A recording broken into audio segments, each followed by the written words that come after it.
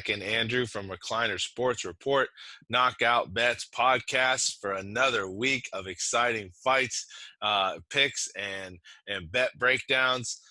Andrew, how we doing, buddy? How's the week going?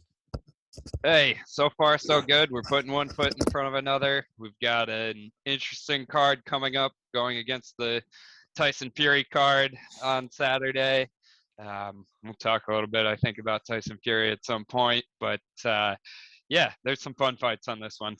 Yeah, so we have UFC Fight Night. We have I love it. We have a female main event. We have Amanda Lemos versus Jessica Andrade, which honestly I'm very excited for. These are two great fighters I know it's going to be an absolute war. Every time Jessica Andrade enters the ring, you know it's going to be a battle, and I really like the stuff that Amanda Lemos has been showing on her climb and rise to where she's at now in the UFC, so it's definitely going to be awesome. But yeah, before we get into that, Tyson Fury, man. So, you know, we were wondering, I know me and you were thinking a little bit, we're like, man, not a lot of big names on this card. It's definitely a good card, but there's definitely like, you know, I mean, we're going to have Dean Barry and Mike Jackson that we're talking about later on. We're just Right. like, you know, some of these, why are these fights being made? But it's still, you know, it's interesting, and the UFC's still got to go on, you know, each week. But smart move by not stacking a good card against Tyson Fury and Dillian White. Yeah, you're definitely going to be losing some viewers that are combat sports fans that are going to want to watch Tyson Fury this weekend. And I love the Gypsy King, and, you know, I think the line is very wide, but I think the way to bet this is you got to figure out the round and the victory of method. I think that's going to be the That's way so tough in boxing with the short rounds. So tough, and I think that's why I think my lock is definitely, I'm thinking a Fury knockout. I'm putting my money on a Fury KO. I think that's the one I'm going. I'm just excited every time I watch the Gypsy King, man. You know, talk about a great story. A guy who's been all the way down at the bottom after rising so quickly to the top and being able to come back and fight that. And then that trilogy with Deontay Wilder was some of the most entertaining, you know, sports that I've watched in a long time. So it was super great. I'm excited. I've always loved seeing him get back in the ring. But what are you trying to get on that? Are you going to sprinkle them in some parlays? Like what's your Yeah. I mean, I'm not enough of a boxing fan. I'm a very casual boxing fan, so I have no expertise when it comes to it. I'll probably put his money line in a couple parlays with this UFC card. You know, I'll be completely honest. I'm such a casual boxing fan. I don't even really know anything about the guy he's fighting against, Dillian White. But got to rock with the Gypsy King. Like you said, he's like minus 550, minus 600. Seems like everybody thinks he's going to win. Yeah, why not throw in a couple parlays? That's one of Hope those he doesn't little, get shocked. you try to pair that up with some NBA playoff bets, right? You try to get a couple Something liners like in that. there, and maybe even a couple cheeky MLB over games, right? There you go. Dude, I hit a nice our Easter basket parlay, MLB I saw all that. overs. It was a little 4-teamer. Happy Easter, whoever tailed that one. If not, it's okay. I didn't have the greatest week, but that one definitely brought me back a little bit from the grave. All right, man. So let's jump right on into it. Again, we had 6 fights we were going to break down for you, but the Bozer fight just got canceled. So we have our 5 that we think are ones that definitely it got some entertainment value in them, and then also some things that, you know, we think that you could either stay away from betting, or we feel like you should place a bet on. Again, all our opinions. Do fade or tail us however you see fit, but don't forget, Gamble responsibly. Don't forget, gamble responsibly, and if you do tail us and we win, feel free to keep the change. All right, so first up, my God, this is the fact that we were even talking about this as a fight is wild to me. We have a welterweight matchup between Dean the Sniper Barry, who's a minus 1,100 favorite, going against Mike the Truth Jackson, plus 700 underdog. This is wild. The fact that Mike Jackson's coming back. Andrew, what's your kind of initial thoughts on this one? Yeah, I mean, I think the fact that we're cherry picking from the card the most interesting fights to us to talk about kind of says it all about why this is even happening. Like, it's such just an oddity. It goes back to like the early days of the UFC when it's like, what if Bruce Gracie fought a boxer? What would happen? Like, that's how the UFC started out originally. This reminds me a little bit of that. It's like, what if a photojournalist fought a guy who maybe is a UFC level fighter? What would happen? I mean, we all know Mike Jackson from getting steamrolled by Mickey Gall and then uh, being kind of set up for CM Punk to get a win, but Mike Jackson beat him, and he did the loopy ground and pound craziness that pissed off Dana White. Um, I don't know if either one of these guys is really a UFC level fighter. We haven't seen Mike Jackson since 2018 against CM Punk. Even back then, he's fighting CM Punk, who is clearly not a UFC level fighter. Beat him. I think he got popped for smoking weed, and that turned into a no contest. But so Mike Jackson's actually coming in here at 0-1. You don't see a lot of UFC fighters with that kind of record. And you've got Dean Barry coming in at 4-1. I watched some of his past fights in preparation for this. Got to be honest, I was not all that impressed. I do think that Dean Barry's going to win this fight. He's not a minus 1100 favorite by accident. I think that's the way to go with a pick. Barry's got a very much karate stance with his hands kind of down low. He likes to do a lot of front kicks, push kicks, those types of things. He's a decent striker. He hasn't really fought against good competition though. The last guy that he beat was 6-30 was his record, and even looking back further than that, most of the guys he's fought have below 500 records in MMA. And looking at Dean Barry on tape, he's definitely the better fighter in this matchup, but I'm just not all that impressed. His power is definitely there, but it doesn't look like he has a ton of speed. He's somewhat technical. Didn't see a whole lot of his ground game on the little bit of tape that I watched on him. Jackson, I went back and watched the CM Punk fight, and like halfway through it, I'm like, why am I doing this? I remember what happened, even though it was 4 years ago or whatever it was. So Mike Jackson does have decent boxing to give him credit for that. He can pump a jab and come with a right cross. And it's not incredible power. It's not anything that blows you away. Mike Jackson is 37 years old. It's kind of a mystery of why is he getting another fight, and what, like, I know they scheduled this exact matchup about a year ago and then it fell through and now they're rebooking it. It's just kind of like, why? From a betting perspective, for me, there's no way, even though I think he's going to win, he's a clear favorite for a reason. There's no way to even parlay or definitely to lay like minus 1100, minus 1200 on Dean Barry. I think if you're going to bet it, you probably bet it Barry by first round TKO, KO, but I'm completely staying away. I mean, I think there's even an argument, as crazy as it is, to do a tiny sprinkle on Mike Jackson plus 700 or whatever it is. Do I think he wins? Very unlikely. But looking at it from a betting perspective, if I were betting only the money line and that was my only choice, it would definitely have to be Jackson. But this is a complete stay away, leave it alone for me. Yeah, it's going to be interesting to see what happens here, but I agree with you completely. It's definitely one you, unless you're sprinkling it in, maybe even with like Fury because it's minus 1100 and you're trying to help boost a little bit, but still, it's not even going to give you great odds for the outcome. I think though, where you're right on is like, again, first round knockout. Dean Barry's coming off 3 KOs. Going into his debut. Again, level of talent, that's fine, but the same could be said about Mike Jackson. But, the sniper, Dean Barry, the sniper, man, he can have a nice little, one shot. He's shown that he has some good knockout power and he's a creative striker. So I would say, I think this could be definitely a knockout.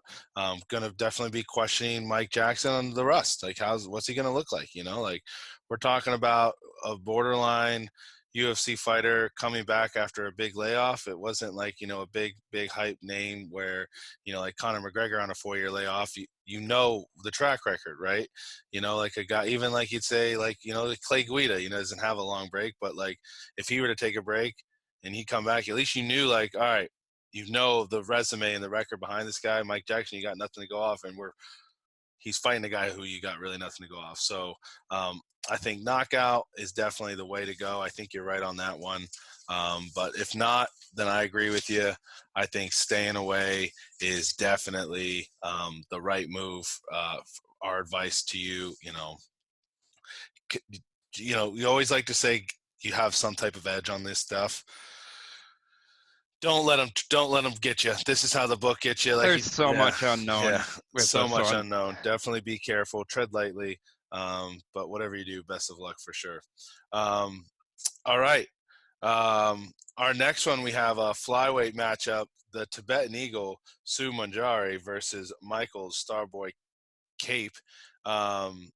We have Manjari coming in at 14-4, and Manel coming in at 17-6.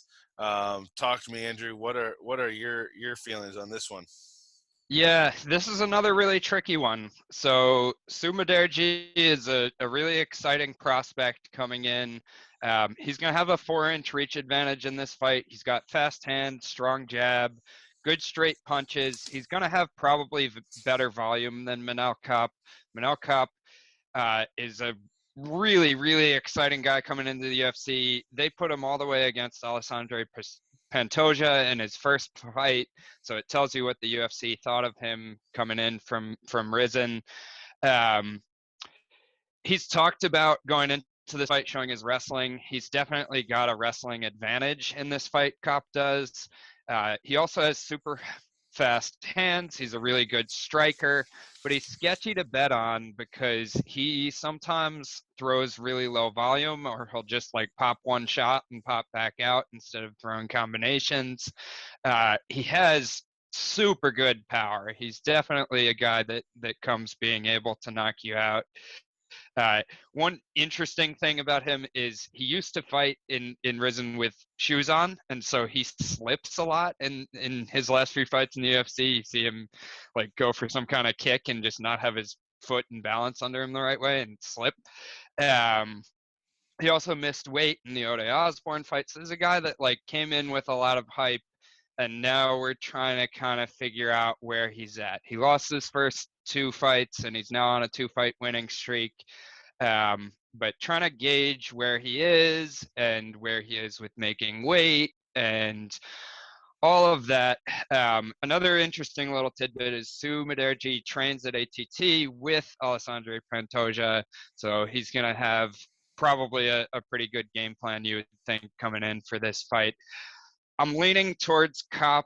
Kape is definitely going to be my pick to win this fight. I think he can win by knockout. I think he can win a decision if he comes with a good game plan, but that remains to be seen given how some of his previous fights have gone, whether he'll come with a good game plan or not.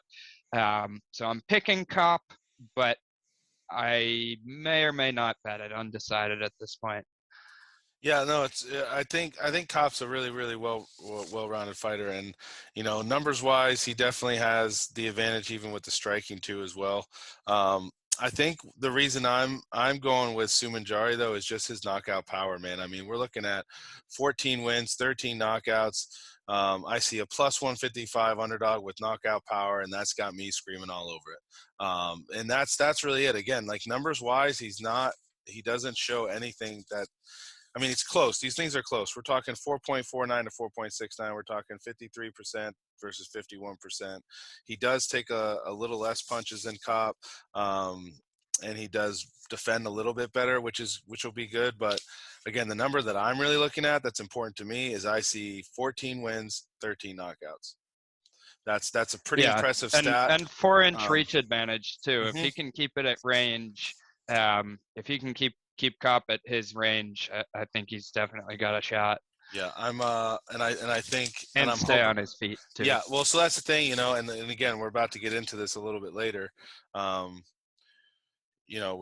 we talk about someone who has an advantage on the ground, and it's only an advantage if you use it. Which I don't know Kop's game plan going in. I would say he'd probably want to get this thing dirty and on the ground. He doesn't want to let Sumanjari pick him apart from range and get creative, because that's when he does his best work. So we'll see. We'll see what happens. But I'm going to be putting in the underdog on that one. I like right now plus 155 odds.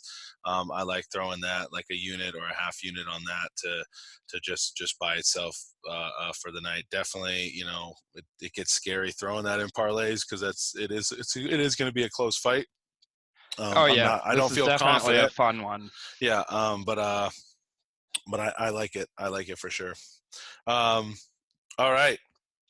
Next up, we have, and I'm really excited for this one. I think this is a true. These two are some tough dudes. We have Lando Groovy Vannata coming in with a 12-5-2 record versus Charles Air Jourdain, who's coming on a 12-4 record. This has all the writings to be a possible fight of the night. All the fights that these guys have all been just absolute bangers. What are your thoughts on this one, Andrew?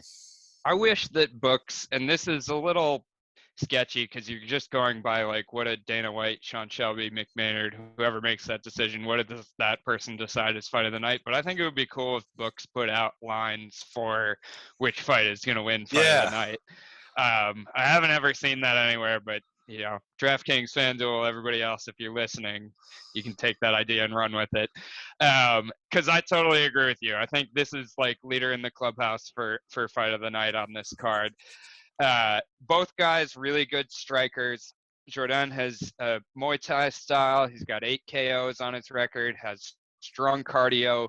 He seems to almost get stronger as the fight goes on. Like once he settles in and once he gets to round 2, round 3, he's getting stronger and stronger as the fight goes. He uses his elbows and knees well. So well. He, Slippery yeah, with those, like especially when he's breaking clinches, and which that's going to happen a lot of. But yes, I did notice that on film. He's always escaping with an elbow. Always.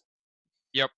And one of the things that I noticed that he has good extension on his kicks too, which is really interesting. He really gets the full power of the kick by getting his whole body weight into it and getting it out there and snapping it. He likes to press forward. He mixes his strikes really well. He's just a good all-around striker. Vannata moved down in weight to 145 in his last fight against Mike Grundy, staying at 145 for this one. So he might have a small size advantage, and he's used to fighting bigger guys. So as long as he makes this weight cut successfully, that's going to be something that's working in his favor. He moves really well in and out. He probably has the wrestling advantage of these two guys in this fight. I I think and I hope that we're just going to see a striker's delight in this fight, that we're not going to see too much ground time. But if it does go there, I think Vannata's got a slight edge there. He's got also really fast hands, strong kicks. This is just going to be an absolute banger of a fight. Um, I do lean to the Jourdain side just because I think as the fight goes on, as long as it's not an early finish for Vannata, as the fight goes on, Jourdain gets stronger and stronger and stronger. And I think even if we see Vannata win round 1, which I'm not even saying necessarily he's going to do that, and if he does, it might even be a good live betting spot. But I really like Jourdain rounds 2 and 3 especially, and I think you could flip a coin in the first round. So I'm leaning Jourdain, probably going to bet Jourdain. It's funny that you said kicks. I was literally reading my notes. Good kicks. Like again, like you said, Jourdain. He is a slick striker, very good fighter, very tough, and like you said, he downloads information and then starts to unload and he gets stronger and stronger. Now, I'm actually going to go Lando here, and this is one of those things where what we were just kind of talking about. I think when you have an advantage on the ground, which I think Lando does, and what we've seen him do before is he applies pressure. He's not afraid to go away with it. Even if he throws him and it doesn't come, he's still going to change levels just to keep him honest. And I think that's what helps set up his striking. He's not really known for his striking, but he's also a good striker in himself. And I think it's Really because good of kickboxer, and yeah. it's because of his ability to change levels and keep that in the back of your mind of like, all right, he could shoot and he could do a takedown here. It opens up for his striking. So I actually going to go with Lando here. I think the wrestling is going to pay dividends here. I think if Charles can keep this thing on the feet for as long as he can, and if he does get taken down, he's got to quickly get up. He can't just live on his back here.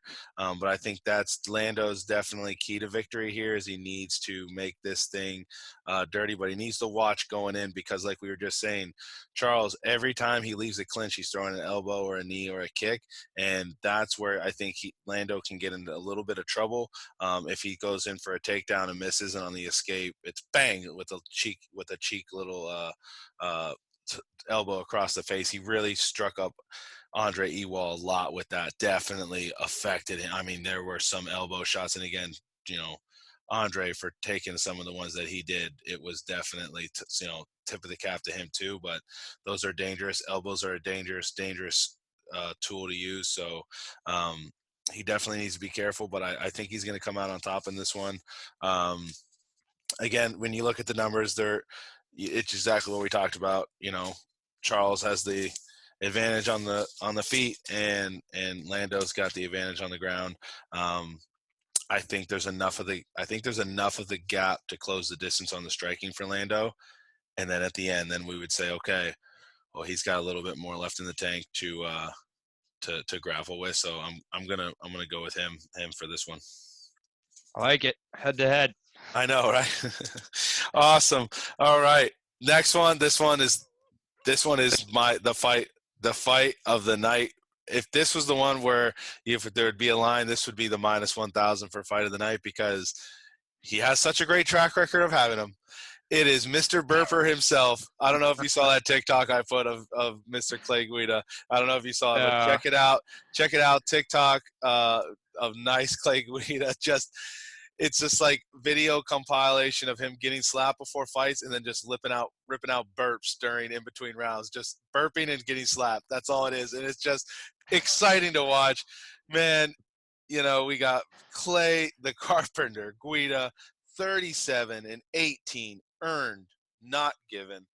And against Claudio El Nino Puelles, 12 and 2, going against the gatekeeper, Mr. Guida himself. Andrew, talk to me. What are your thoughts on this one? Yeah, so Clay Guida, we know him, we love him. He's been in so many brawls, so many bangers. His fight with Diego Sanchez is an all-time classic. Hope one day, hopefully, Clay Guida just himself goes into the Hall of Fame. He That deserves fight it. is going to go in the Hall of Fame. I mean, just the brawls the guy's been in, and he looks a little bit like a Neanderthal, which makes it that much more fun. He wrestles well. He hustles. His side-to-side movement is amazing. His cardio, even at being 40 years old now, is really, really good. He has solid takedown defense. That being said, when he does get taken down, he is able to get submitted, which is a weakness against a submission artist like Claudio Puelles. Um, but yeah, I mean, I think if Clay Guida can pressure forward, that's going to be his best path to victory in this one. Puelles is a grappler first. He has really, really good jiu-jitsu. He does not have the world's greatest striking, but he does throw really good kicks.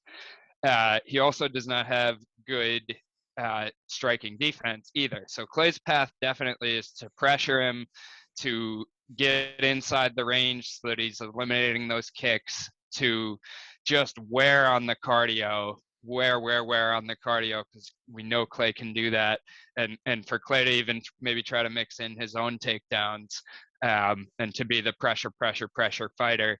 Puelles' path to winning this, I think, is most likely by submission. I think if we see this fight go to decision, I think that you're not looking at a pick'em fight anymore. If we're saying it's going to decision, if it's going to decision, I think it's much more likely that Guida wins that kind of fight. I'm so torn on a pick on this fight. I keep going back and forth, back and forth. I'm going, Puelles is the younger guy. He's had some time off before his last couple of fights to really get better. Puelles has looked okay in his last few fights. Guida's 40. He's a known commodity. He's been in the UFC forever.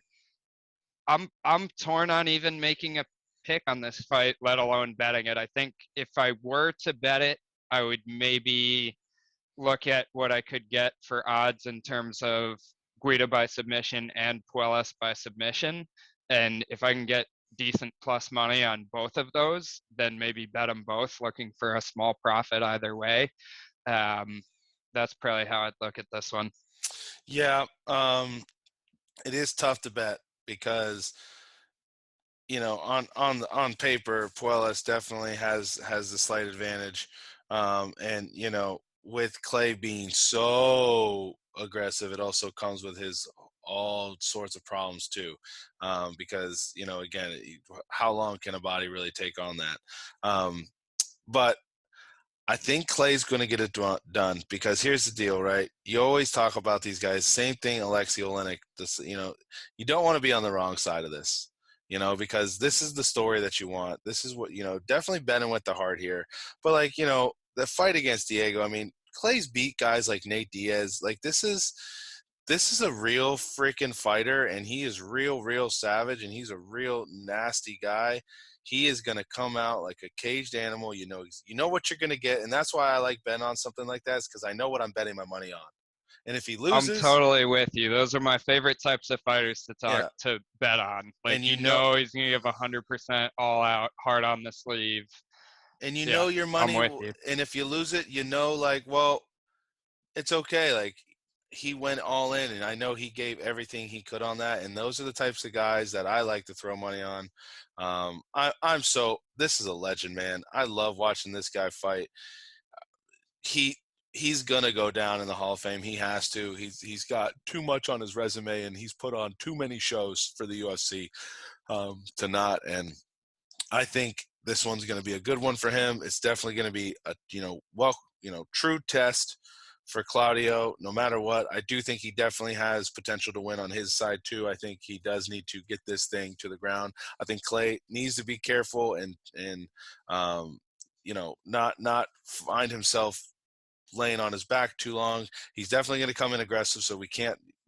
There's no game plan for that. You know what is going to happen. So he just needs to make sure he's got good takedown defense on the come-ins, and he needs to make sure that he's definitely using his striking advantage when he can, because Puelles is going to go for the takedowns.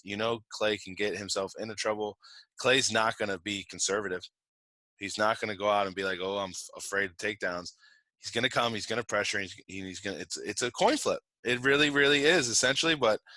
I like guys who are going to, at least they're not backing down from this thing. This thing's going to be exciting. It's going to be a brawl. And I want to be on the right side of this thing. So I'm picking for Clay for this one.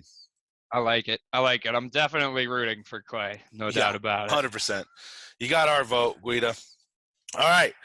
Our last fight of the night before we get into our KOs picks, we have the main event. We have Amanda Lemos coming in at 11-1 versus Jessica Andrade coming in at 22-9, and talking about having a good resume. This is one of the best resumes you're going to see out of a fighter. There's a reason why there's a number 1 next to her name. Andrew, talk to me what your opinions are on this one. Yeah, I mean, you mentioned it a little bit, and I think it's the place to start. Popping up Jessica Andrade, I'm just going to list off, win or lose, who her last several fights have been against. So Cynthia Calvillo, Valentina Shevchenko, Caitlin Chukagian, Rose Namajunas, Weili Zhang, Rose Namajunas again. Going back even further than that, you have Carolina Kokevich, Tisha Torres, Claudia Gadelia, Joanna Jacek, Angela Hill, Joanne Wood.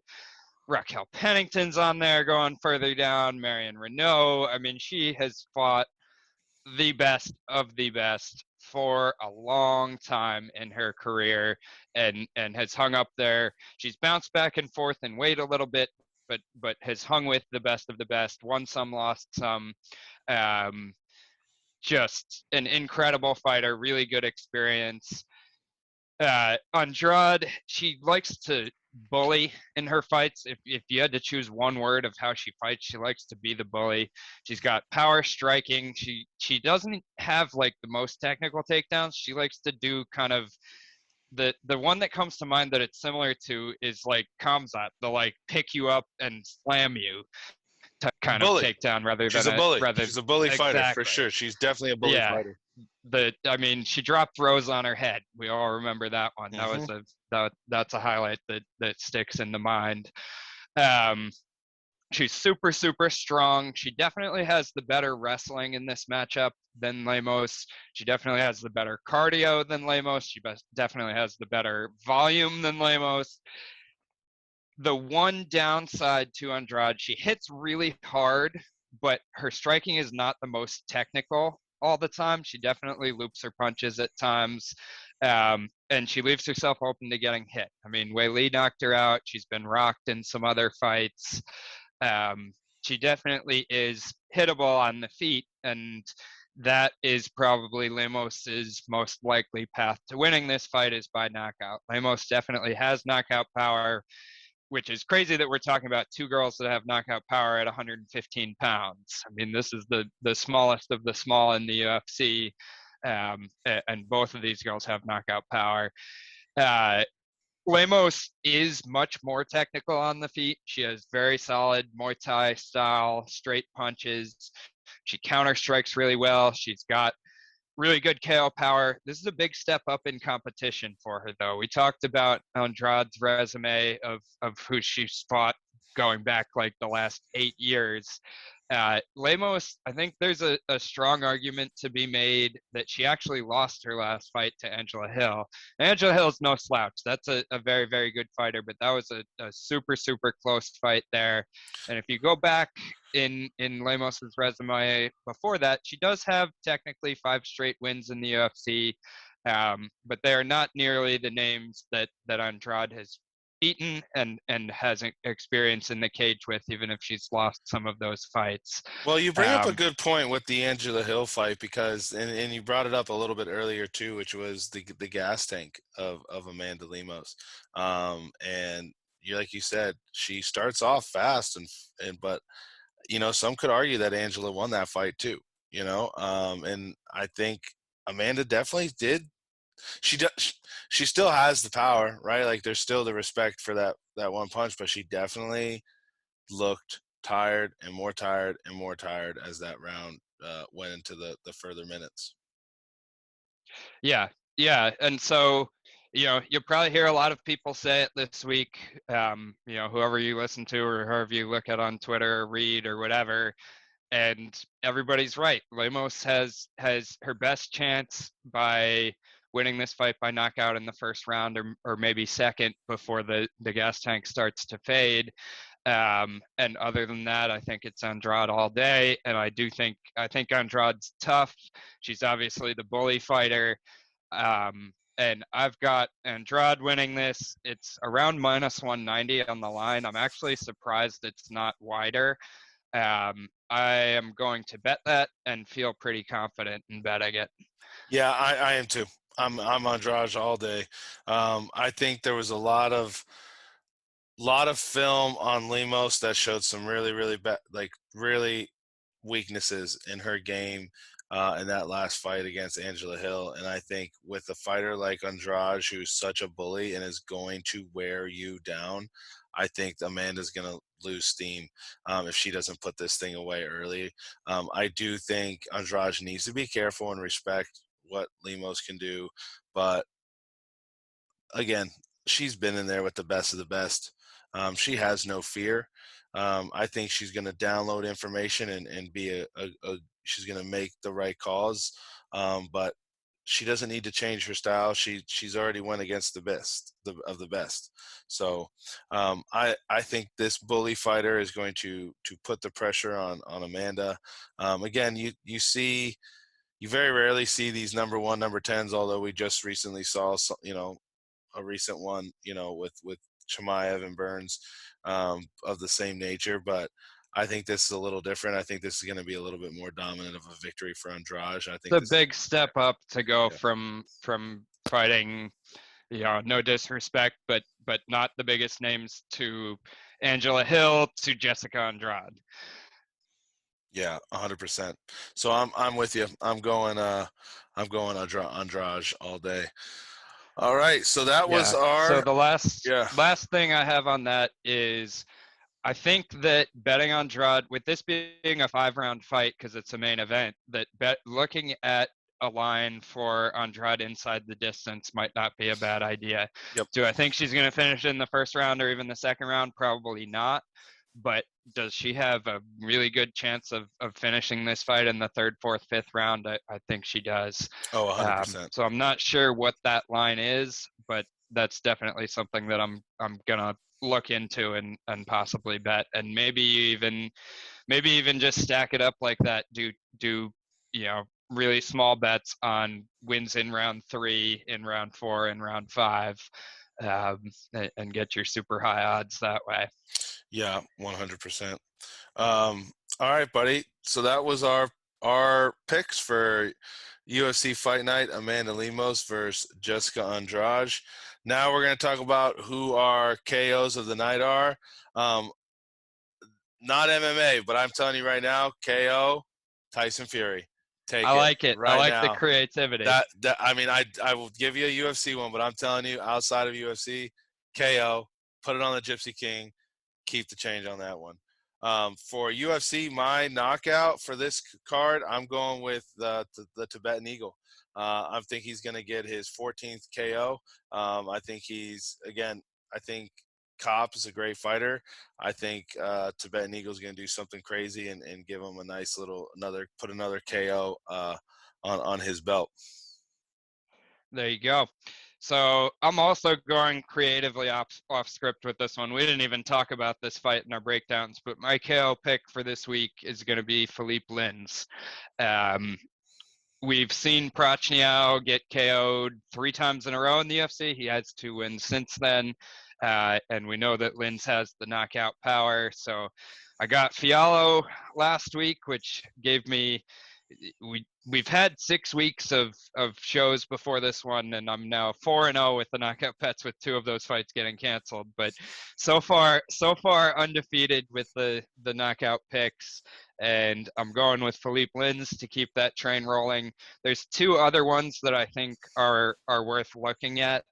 One I'm not gonna bet because I just have it's like an Andrew rule for myself that I will never bet on Jourdain Wright to win a UFC fight. Um, but I do think that his opponent Barrio is coming back way too quickly after having been violently knocked out just a couple of months ago. I'm actually surprised he wasn't suspended longer than that. And we do know that Jourdain Wright comes out like a wild man and has the power if he connects. Like, usually he's got that for about the first round until the opponent figures him out and smashes him. But that's one to look at. I'm not going to be betting it myself, but I think there's an angle there. And then the other one is Jessica Andrade, and we just talked about that. I think as the rounds go on and her bullying style, I could see her getting a ground and pound style TKO. Yeah, yeah, I could see that. I could see that definitely happening. All right, I have a nice little big lottery ticket. My big 5-teamer parlay this week is coming out to plus 1,300. I'm taking, of the 5 fights, I'm going with every one of the ones that we broke down tonight, putting them all together, parlay that 5-team parlayer. Let's go. We're going with Dean Barry, Sumanjari, Clay Guida, Vannata, and Andrade. Let's go. I'm excited for it. That's my 5-teamer for this week. So a lottery ticket is supposed to be a lottery ticket, and it's supposed to be crazy, right? Oh, if it's what's the point if you're not gambling with it, Right? right? So Mike Jackson, if you're putting a lottery ticket bet out there, why not take that plus 700 or whatever you're getting for Mike Jackson to pull something crazy? Because what we've seen on tape from Dean Barry is not that impressive. So if we go with Mike Jackson, and you don't even have to add that too much to that because that's already plus 700 by itself. But if you go Mike Jackson, whatever Felipe Lins ends up being by knockout, and because it's a lottery ticket, we'll put Clay Guida in there by decision. Let's go. Let's go. So something like that. If you add that Keep all the up, I change. actually haven't even seen a line for what Lins is by knockout. I don't think the book's even had out yet. But you put those three together, that's something. You heard it right from here, folks. Keep the change on it. All that we ask in return is that you smash that like and subscribe. Um, well, I hope you have a wonderful, wonderful weekend of fight bets, everyone. Best of luck to everyone on your picks. Thank you so much for tuning in. We also started doing some other cool things with podcasts where if you have a local business or you want to talk about what you do, please reach out to us, hit us up on Facebook, or you can email us at reclinersportsreport@gmail.com. Hit us up. We'd love to get you on just so you can tell your story. You know, we think you're awesome. Let us show people the awesome things you do. So again, Mac and Andrew, Recliner Sports Report, Knockout Bets Podcast. Thanks for tuning in. Smash that like and subscribe. And remember, keep the change. Keep the change.